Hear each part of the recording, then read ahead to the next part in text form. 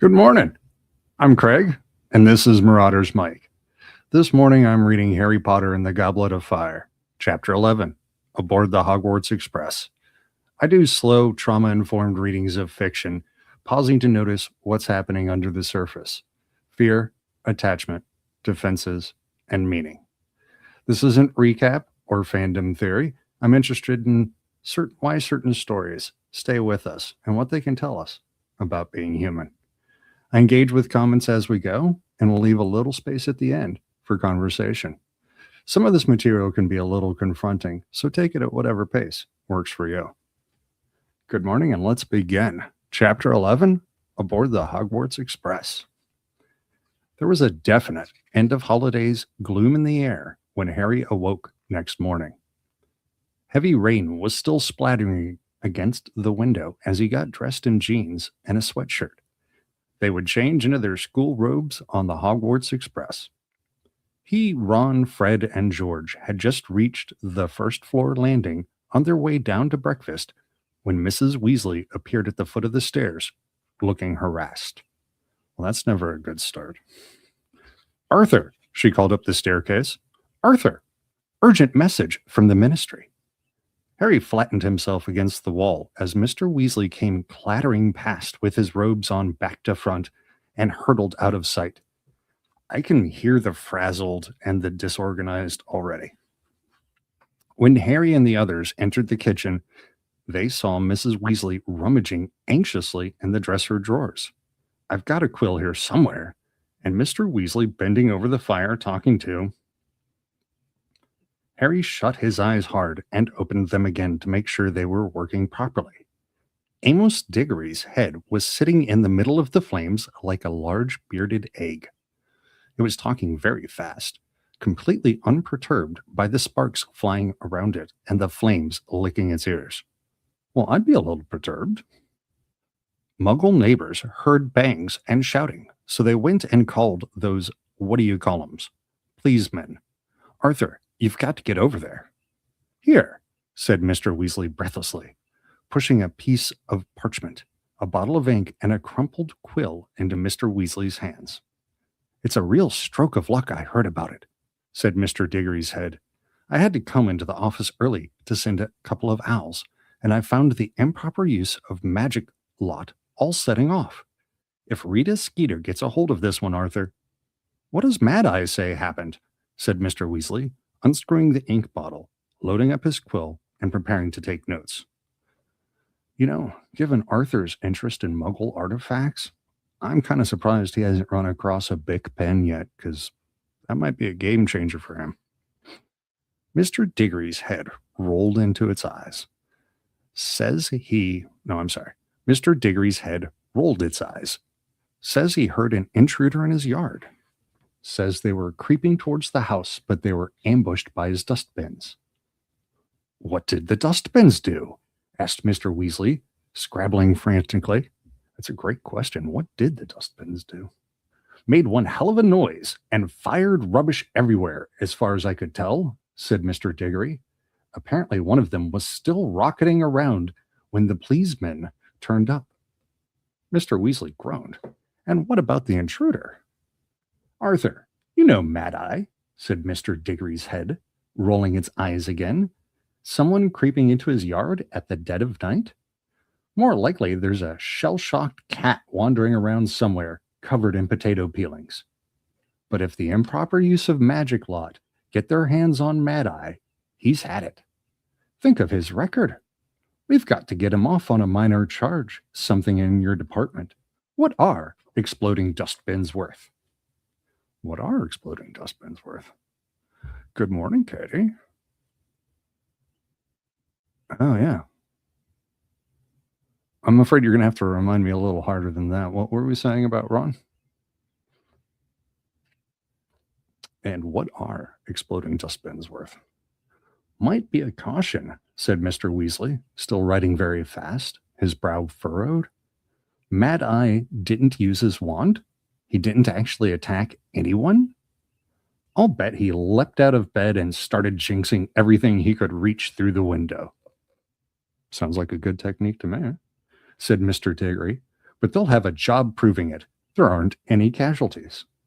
All right, I'm off, Mr. Weasley said, and he stuffed the parchment with his notes on it into his pocket and dashed out of the kitchen again. Mr. Diggory's head looked around at Mrs. Weasley. Sorry about this, Molly, it said more calmly. Bothering you so early and everything. But Arthur's the only one who can get Mad Eye off, and Mad Eye's supposed to be starting his new job today. Why he had to choose last night. Never mind, Amos, said Mrs. Weasley. Sure you won't have a bit of toast or anything before you go? Oh, go on then, said Mr. Diggory. Mrs. Weasley took a piece of buttered toast from a stack on the kitchen table, put it into the fire tongs, and transferred it into Mr. Diggory's mouth. Thanks, he said in a muffled voice, and then with a small pop, vanished. All right, so I know that they're doing like emergency communication because there's a crisis at the ministry, but can you imagine getting like an early morning emergency phone call from a flaming head? That makes everything more dire and serious. There's no casual news when somebody's got a flaming head at you. And I think the timing of Mad Eye's appointment and the attack on his house is very suspicious. I don't think it's coincidence at all. Harry could hear Mr. Weasley calling hurried goodbyes to Bill, Charlie, Percy, and the girls. Within 5 minutes, he was back in the kitchen, his robes on the right way now, dragging a comb through his hair. Yes, absolutely. Thanks for bringing that back, Katie. I kind of forgot that we were talking about that. Yeah, at the end of the last chapter, chapter 10, when Harry is presented with the dress robes, the new and perfectly acceptable looking dress robes, and Ron yet again gets hand-me-downs. I think that's a pivotal, Katie and I were discussing earlier, how that was probably a pivotal moment in the start of Ron's resentment, his bitter resentment for Harry. Because Ron's always wanted what Harry seems to have, but he hasn't been properly jealous until Molly gave Harry those dress robes. Heck yeah, I would love to be able to eat my head into somebody else's house for a snack. Somebody's probably got like fresh bread or, buffalo chicken dip or something.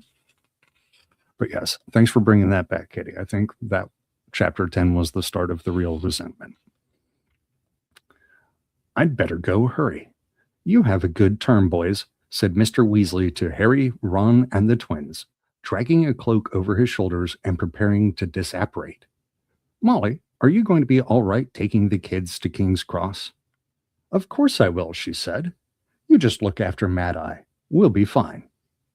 As Mr. Weasley vanished, Bill and Charlie entered the kitchen. Did someone say Mad Eye? Bill asked. What's he been up to now? He says someone tried to break into his house last night, said Mrs. Weasley. Mad Eye Moody, said George thoughtfully, spreading marmalade on his toast. Isn't he that nutter? Your father thinks very highly of Mad Eye Moody, said Mrs. Weasley sternly. Well, yeah, Dad plugs, doesn't he? said Fred quietly as Mrs. Weasley left the room. Birds of a feather. Moody was a great wizard in his time, said Bill. He's an old friend of Dumbledore's, isn't he? said Charlie. Dumbledore's not what you'd call normal, though, is he? said Fred. I mean, I know he's a genius and everything. Who is Mad Eye? asked Harry. He's retired. Used to work at the ministry, said Charlie. I met him once when Dad took me in to work with him. He was an Auror, one of the best. A dark wizard catcher, he added, seeing Harry's blank look. Half the cells in Azkaban are full because of him. He made himself loads of enemies, though. The families of people he caught, mainly. And I heard he's been getting really paranoid in his old age. Doesn't trust anyone anymore. Sees dark wizards everywhere. Well, maybe there are dark wizards everywhere.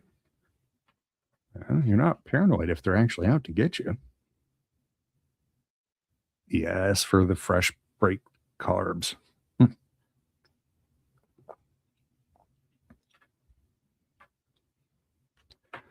What if he likes the name?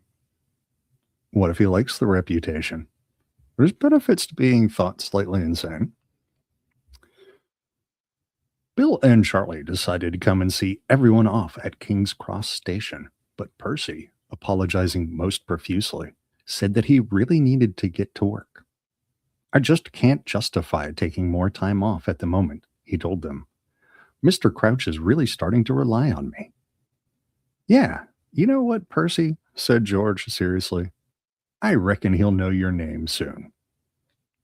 Mrs. Weasley had braved the telephone in the village post office to order 3 ordinary Muggle taxis to take them into London. Arthur tried to borrow ministry cars for us, Mrs. Weasley whispered to Harry as they stood in the rain-washed yard, watching the taxi drivers heaving 6 heavy Hogwarts trunks into their cars. Ah, and now luggage is getting heaved, but it's not by the kids or the Weasley family. I don't know why, but I'm always paying attention to the cargo logistics.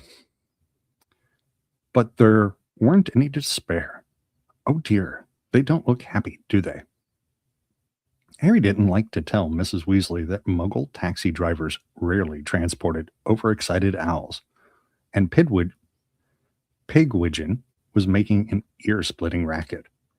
Nor did it help that a number of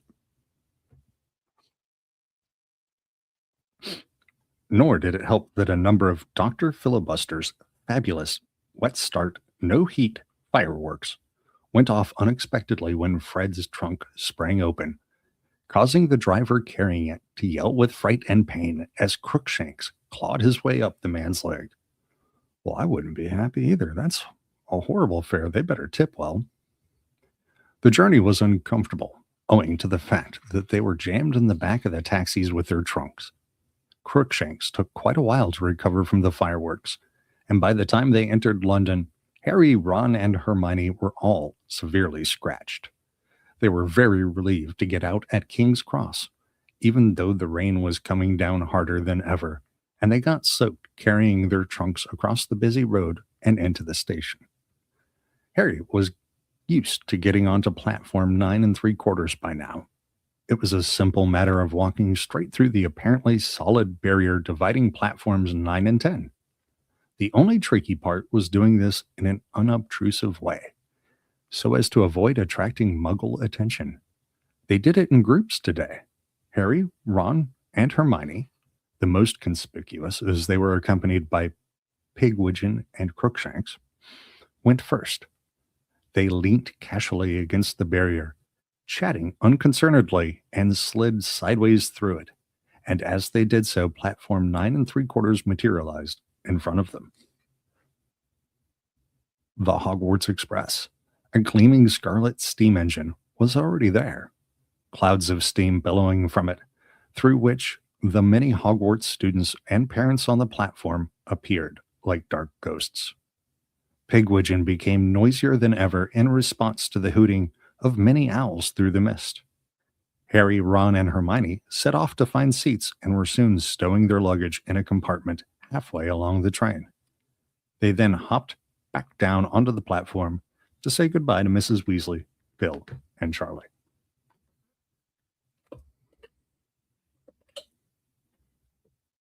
I might be seeing you all sooner than you think, said Charlie, grinning as he hugged Ginny goodbye.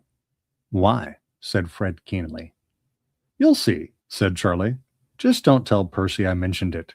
It's classified information until such time as the ministry sees fit to release it, after all. Yeah, I sort of wish I was back at Hogwarts this year, said Bill, hands in his pockets, looking almost wistfully at the train. Why? Said George impatiently. You're going to have an interesting year, said Bill, his eyes twinkling. I might even get time off to come and watch a bit of it. A bit of what? Said Ron. But at that moment the whistle blew, and Mrs. Weasley chivied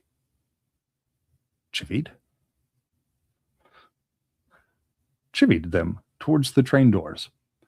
Thanks for having us to stay, Mrs. Weasley, said Hermione, as they climbed on board, closed the door, and leant out of the window to talk to her. Yeah, Thanks for everything, Mrs. Weasley, said Harry. Oh, it was my pleasure, dears, said Mrs. Weasley. I'd invite you for Christmas, but, well, I expect you're all going to want to stay at Hogwarts.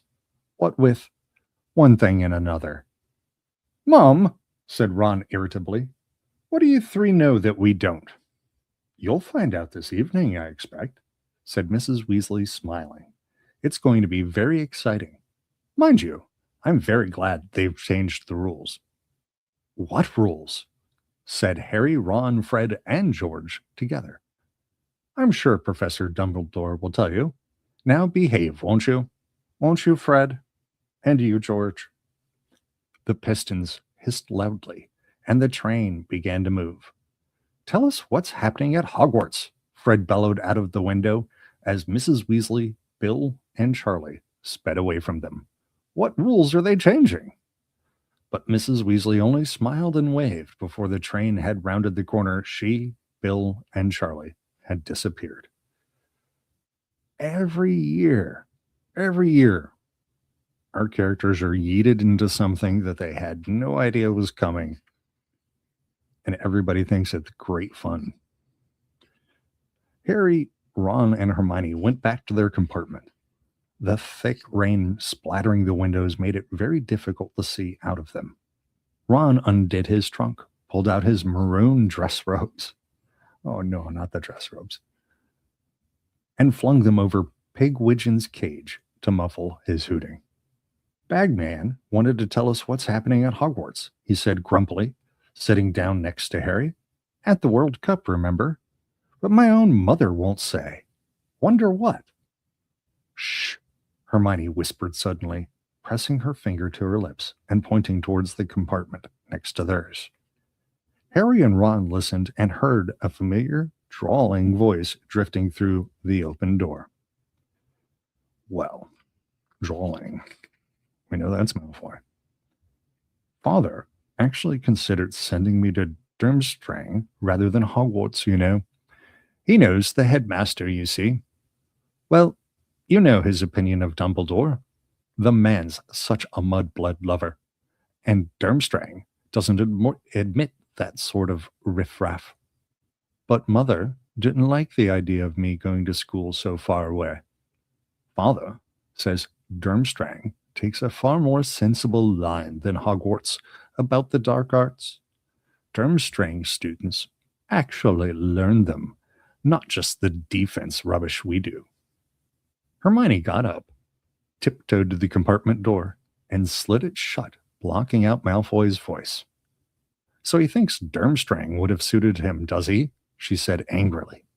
I wish he had gone. Then we wouldn't have had to put up with him.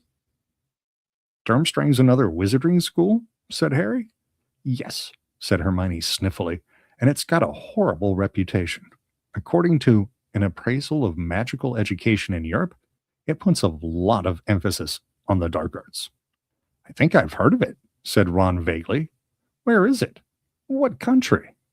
Well, nobody knows, do they? Said Hermione, raising her eyebrows. Why not? There's traditionally been a lot of rivalry between all the magic schools. Durmstrang and Beauxbatons like to conceal their whereabouts so nobody can steal their secrets, said Hermione matter-of-factly. Come off it, said Ron, starting to laugh. Durmstrang's got to be about the same size as Hogwarts. How are you going to hide a dirty great castle? I love that question. Ron's pretty great at asking the practical questions.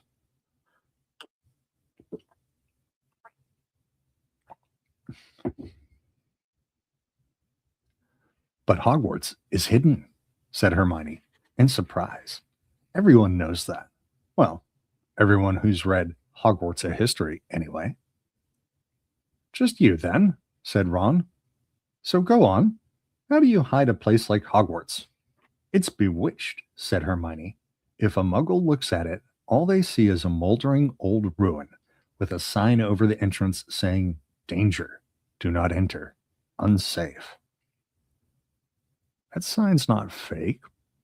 That's a real sign. So Durmstrang will... So Durmstrangle just look like a ruin to an outsider too? Maybe, said Hermione, shrugging. Or it might have muggle-repelling charms on it, like the World Cup Stadium. And to keep foreign wizards from finding it, they'll have made it unplottable. Come again? Well, you can enchant a building so it's impossible to plot on a map, can't you? Er, if you say so, said Harry. But I think Durmstrang must be somewhere in the far north, said Hermione thoughtfully. Somewhere very cold, because they've got fur capes as part of their uniforms. Ah, think of the possibilities, said Ron dreamily. It would have been so easy to push Malfoy off a glacier and make it look like an accident. Shame his mother likes him. But what a horrible thing to say. The rain became heavier and heavier as the train moved further north.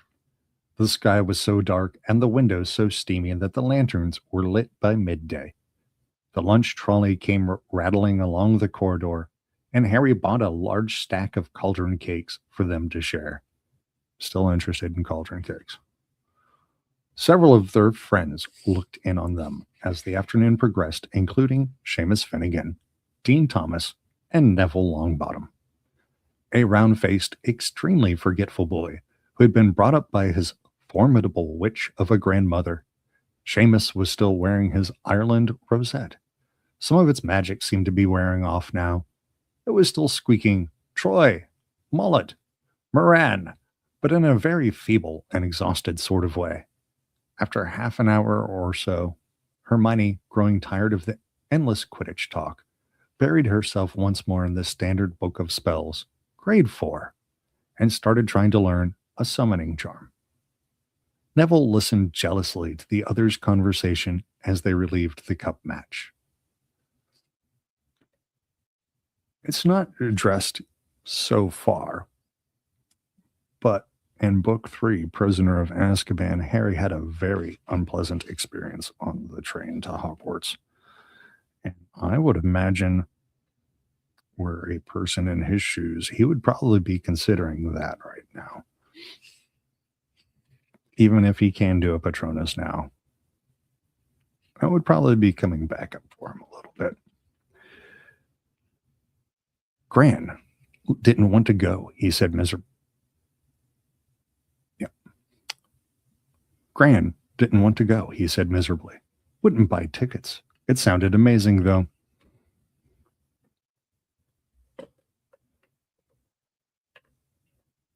Oh, yeah. It is a real sign.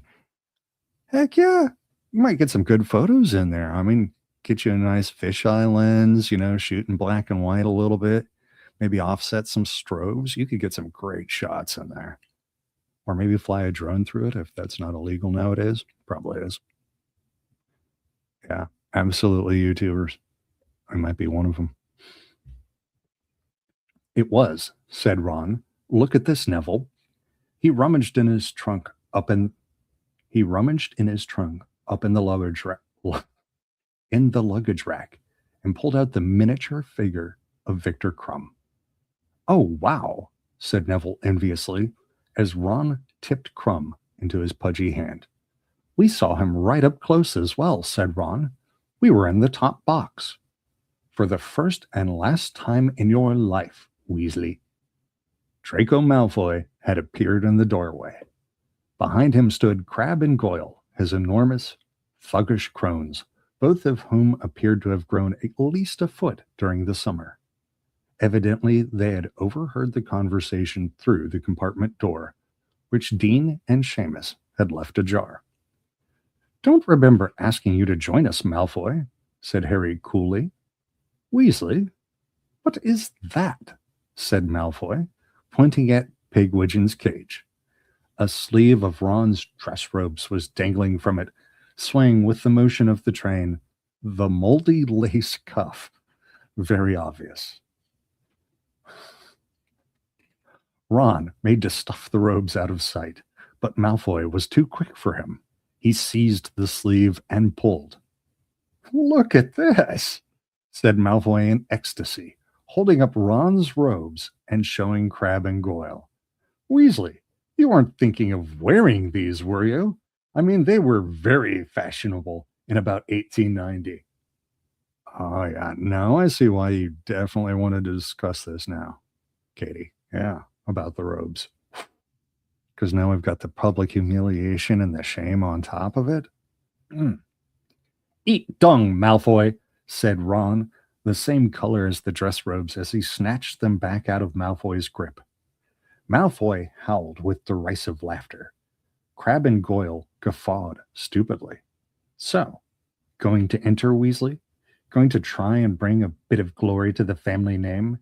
There's money involved as well, you know. You'd be able to afford some decent robes if you won. What are you talking about? Snapped Ron. Are you going to enter? Malfoy repeated. I suppose you will, Potter. You never miss a chance to show off, do you?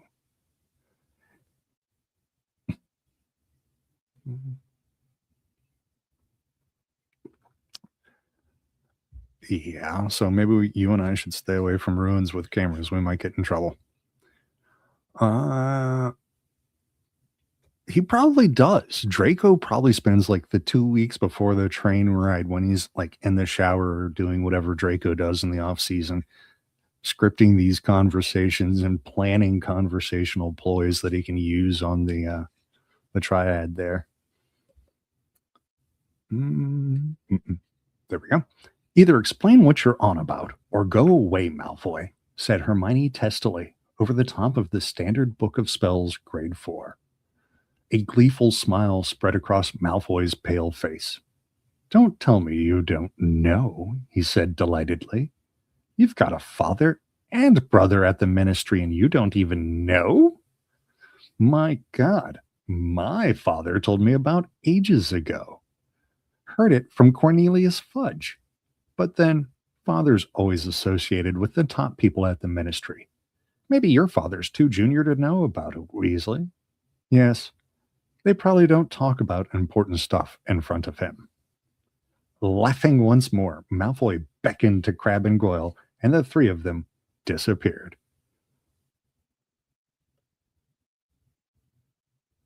If you like surprises, sure. I think I'd prefer to know myself. Have a little time to process, especially if there's choices involved. But maybe a surprise is nice too. Ron got to his feet and slammed the sliding compartment door so hard behind them that the glass shattered. Ron, said Hermione reproachfully, and she pulled out her wand, muttered, Reparo, and the glass shards flew back into a single pane and back into the door. Well, that's a convenient use of magic. But they're not on Hogwarts ground. Is that allowed? Well, making it look like he knows everything and we don't, Ron snarled. Father's always associated with the top people at the Ministry. Dad could have got promotion any time. He just likes it where he is. Of course he does, said Hermione quietly. Don't let Malfoy get you, Ron. Him? Get to me? As if, said Ron, picking up one of the remaining cauldron cakes and squashing it into a pulp. Ron's bad mood continued for the rest of the journey. He didn't talk much as they changed into their school robes and was still glowering when the Hogwarts Express slowed down at last and finally stopped in the pitch darkness of Hogsmeade Station. As the train doors opened, there was a rumble of thunder overhead. Hermione bundled Crookshanks up in her cloak, and Ron left his dress robes over Pigwidgeon as they left the train, heads bent and eyes narrowed against the downpour.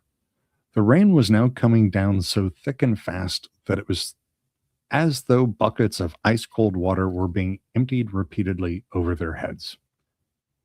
Hi, Hagrid, Harry yelled, seeing a gigantic silhouette at the far end of the platform. All right, Harry, Hagrid bellowed back, waving. See you at the feast, if we don't drown. First years traditionally reached Hogwarts Castle by sailing across the lake with Hagrid. Ooh, I wouldn't fancy crossing the lake in this weather, said Hermione fervently, shivering as they inched slowly across the dark platform with the rest of the crowd. 100 horseless carriages stood waiting for them outside the station. Harry, Ron, Hermione, and Neville climbed gratefully into one of them. The door shut with a snap, and a few moments later, with a great lurch, the long procession of carriages was rumbling and splashing its way up the track towards Hogwarts Castle. And thus ends Chapter 11.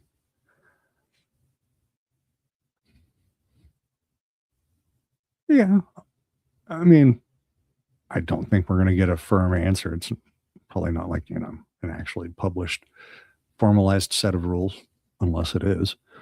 But, if Harry was getting trouble at home for using magic, the Hogwarts Express, probably a gray zone, I would imagine. Yeah. Hermione has done magic on the train before. And that, of course, makes sense.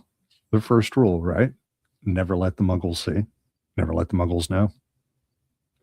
All right. Well, thanks for joining me today. It's been a fun live, and I'll see you all soon.